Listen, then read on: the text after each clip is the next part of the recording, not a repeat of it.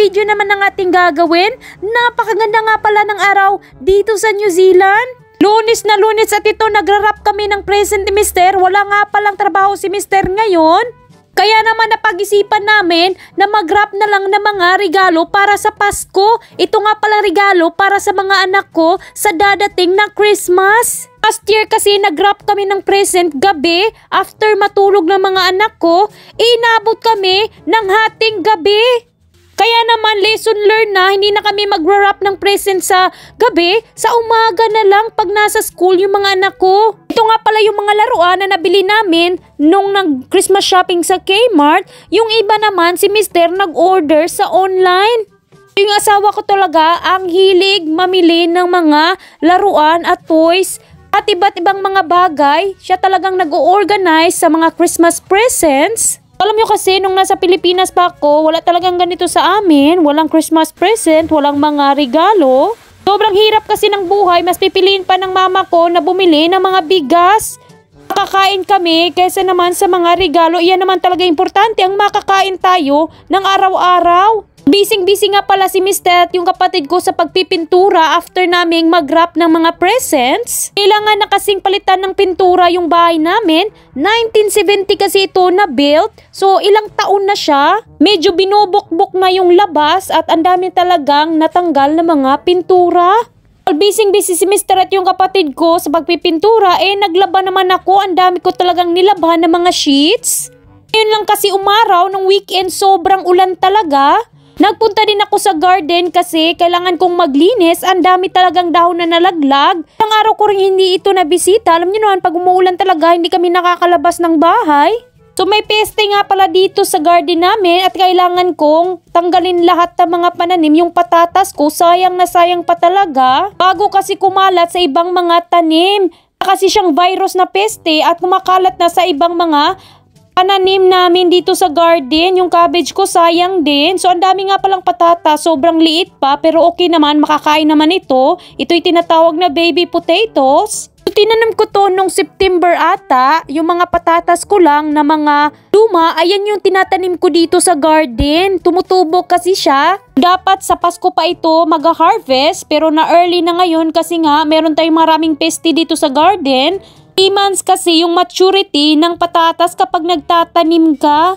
Meron din akong mga carrots dito. Sobrang liit pa talaga. Heartbroken talaga ako pag may mga peste na dumadapo sa garden. Pero hindi naman naiiwasan yan. Hindi ko alam kung anong peste ito. Basta kailangan na talagang bunutin. Magtatanim na lang ulit ng ibang pananim. Hindi na patatas kasi yung patatas season is September lang hanggang December. Hindi tumutubo yung patatas pag sobrang mainit. Pagkasapit ng hapon ay napag-isipan kong magluto ng hapunan. At ang lulutuin nating hapunan ngayon ay pasta bake. So, kung napapansin nyo, medyo malaki yung kamay. Hindi ko yan kamay. Kamay yan ni Mister. Tinulungan ako ni Mister na magluto ng dinner tonight. Naghihiwa nga pala si Mister ng carrots, pinong-pino para hindi mahalata ng mga bata na merong vegetable sa ating lulutuin ngayon. Alam niyo naman yung mga anak ko, natatakot talaga pag nakakakita ng mga vegetables. Kailanganin din pala natin ng bawang, 3 cloves lang naman. Pagkatapos ay lalabas of course tayo ng bahay kasi nga maganda yung panahon ngayon, dito na tayo magluluto. Ayaw na ayaw pa naman ni Mister dito sa labas. Butane lang kasi, so ayan, gigisa na natin yung ating sibuyas. Pagkatapos nating magisa yung sibuyas, lalagay na natin yung bawang at saka yung ating bay leaves at thyme. Ayan yung fresh thyme. Lalagay na rin natin yung ating giniling na baka. Uukay-ukay lang natin ito, hahalu-haluin with the other sangkap. Season with salt and pepper of course. So ito nga palang pasta bake ay famous dito sa western country bilang dinner nila. Mahilig talaga sila dito sa pasta or di kaya potato bake. Gigisa na pala natin yung carrots. Ayan si Mister, kasama ko na naman sa pagluluto. Minsan lang talaga kami nakakapagluto together ni Mister kasi si Mister busy sa work. Maglalagay din pala tayo ng red wine of course, Worcestershire sauce at saka beef cubes. Ito nga palang beef cubes ay tinatawag na ox-ox. Hahalu-haluin lang natin ito at i-mix together hanggang sa maghalo-halo lahat ng mga sangkap. Pagkatapos ay maglalagay tayo ng ating tomato. Ito nga pala ay diced tomato na bibili sa mga supermarket, canned. Maglalagay din tayo of course ng tomato paste. Kakahiya naman, konti na lang pala yung tomato paste namin. Mag-a-add din tayo ng sugar, konting-konti lang, 2 teaspoon o depende sa panlasa ninyo. Pagkatapos isi-simmer natin ito for 10 minutes at pagkatapos ng 10 minutes ay i-check natin ito kung lutong-luto na ba. Yung mga anak ko, mahihilig din sila sa pasta. Iyan yung mga siniserve din sa school lunches nila. So while nagsisimmer yung ating meat sauce, ay magbo-boil na tayo ng tubig para sa pagpupakulo ng ating pasta. Ngayon naman ay gagawa tayo ng cheese sauce. Meron nga pala tayo ditong butter. Naglagay din si Mr. ng flour at ako naman ay busy sa pag-grate ng cheese. Maglalagay din pala si Mr. ng milk. Ito nga pala ay tinatawag na cheese sauce, seasoned with salt and pepper of course. At dahil kumukulo na ating tubig, ilalagay na natin yung ating pasta. After 10 minutes ay lutong-luto na ang ating pasta. Ito nga pala ay tinatawag na penne pasta. Ilalagay na natin ito sa oven dish. At ilalagay na rin natin yung ating toppings, yung ating meat sauce na niluto kanina. Mag-a-add na rin tayo after ng ating ginawa na cheese sauce. Tingnan nyo naman, sobrang sarap talaga nito, para siyang lasagna na penne pasta yung gamit. Lasagna kasi, lasagna sheet yung gamit. Maglalagay din tayo ng mozzarella cheese para sa ating toppings, para naman masarap na masarap talaga.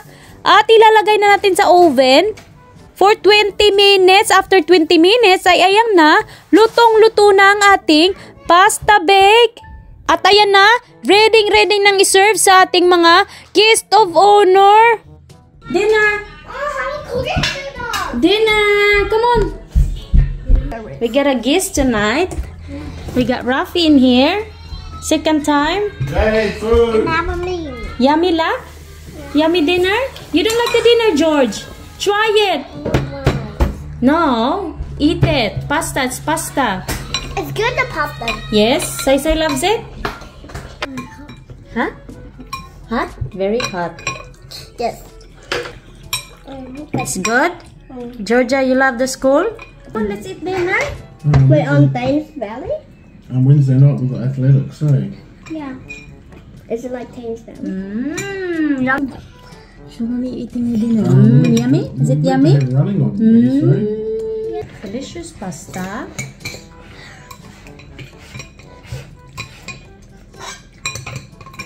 There's a purple bear. Nalate nga pala sa dinner yung aking kapatid kasi naligo pala siya. Sasanay na tuloy yung kapatid ko na hindi nagra-rice every meal. Kaninang breakfast, kumain naman kami ng kanin. So while nag-work nga pala ako sa video ko, sa vlog, lumapit nga pala si Mister. Ganyan talaga ang asawa ko, sweet din minsan. So guys, thank you for watching this video. I hope nag-enjoy kayo at sa susunod naman na vlog. Bye!